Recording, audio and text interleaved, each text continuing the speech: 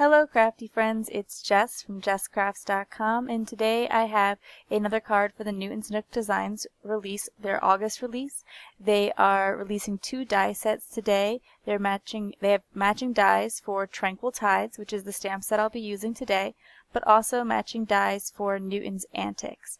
This is going to be part of their blog hop for the August release, so if you follow the link in the video description to my blog, you can find the blog hop and enter to win a $10 gift certificate by leaving comments on the different designers' blogs.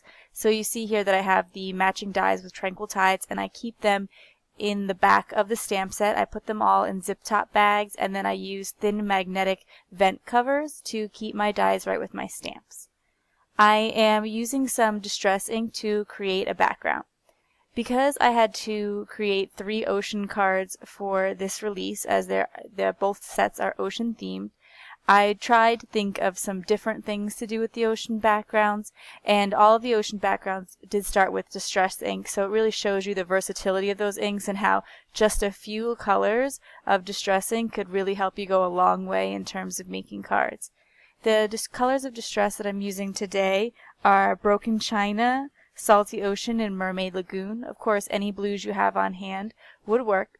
What I'm trying to do today is create a soft look around the edges of the card and leave the middle of the card white. So I want to make sure this fades out. And so that's why I'm starting with a light color in Broken China. And I'm putting most of the ink at the edges. And after I've rubbed off some ink, so I'll tap it on the ink pad, bring it to the paper, rub most of it off on the edges, and then come in towards the center so that it's not a harsh line where it ends.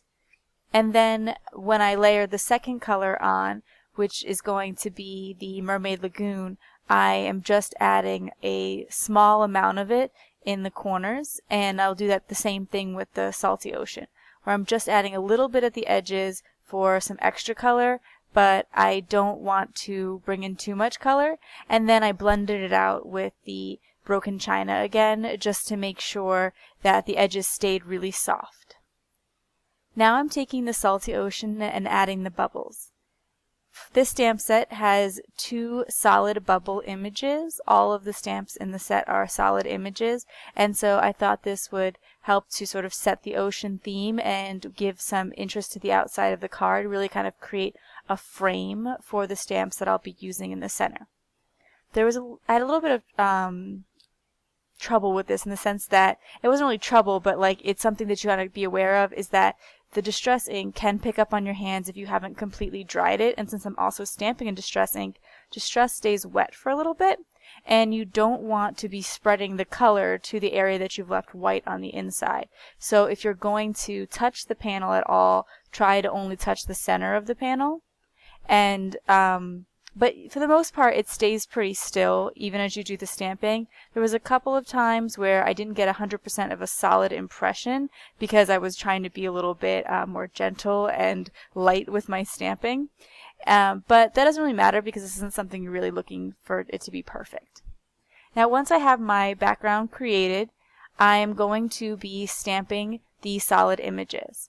I'm using Hero Art's shadow inks that come in these cubes. They're 1 inch by 1 inch cubes, and I'm covering the stamps and then pressing them down. I had stamped them once before, so they are a little bit conditioned, and recently I did a review of Altenew inks where I tried to use them with solid stamps, and I said, that they didn't stamp as well as the shadow inks. And I definitely stick by that. People had said maybe use a foam pad, and while I think that could definitely help, what I notice is that the shadow inks do a perfect job even though I'm stamping on the Tim Holtz or Ranger mat right on a hardwood surface. I don't need to use a special stamping foam for these images to stamp beautifully regardless of how large the solid stamp is. And so personally, that makes me still lean towards using the Hero Arts inks over the Altenew inks. I think the colors are beautiful. I think the Altenew inks do great with their layering from the Altenew stamp sets, but for just pure solid stamping, to me, Hero Arts shadow inks are solid. Like, they are fantastic inks. And so I'm going to cut these out with the coordinating dies because I want to layer this over that distressed background. It would be easier to cut them out than to stamp them directly because now the cutout images can layer over the blue parts of the ocean background. And I wouldn't be able to get that effect if I stamped directly on the paper, as the orange wouldn't show up clear over the blue. I decide to just keep it simple and stick with just these two colors as they are opposite on the color wheel, and so they're complementary.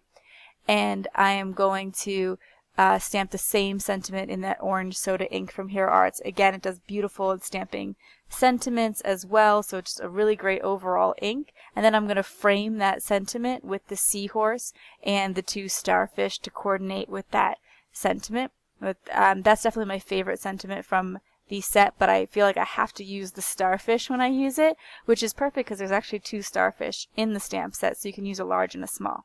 Now, I found that the frame where all the bubbles were left a little bit too much white space in the center. And by that I mean not pure white space, but just like empty space.